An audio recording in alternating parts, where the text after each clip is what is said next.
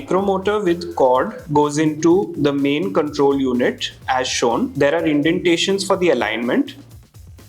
The foot pedal control goes on the back of the control box. The power light is shown here.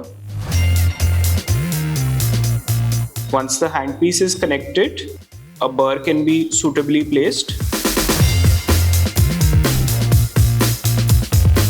Once we switch on the motor, there are two ways to use the motor, either using a direct hand control. This is the power setting, which can be regulated from low to high depending on the usage required.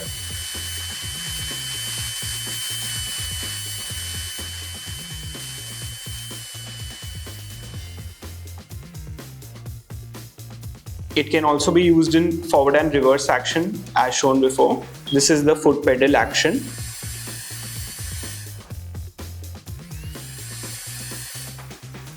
A wide variety of purposes can be used with the micromotor kit. The micromotor can also be used with the straight and contra angle handpiece.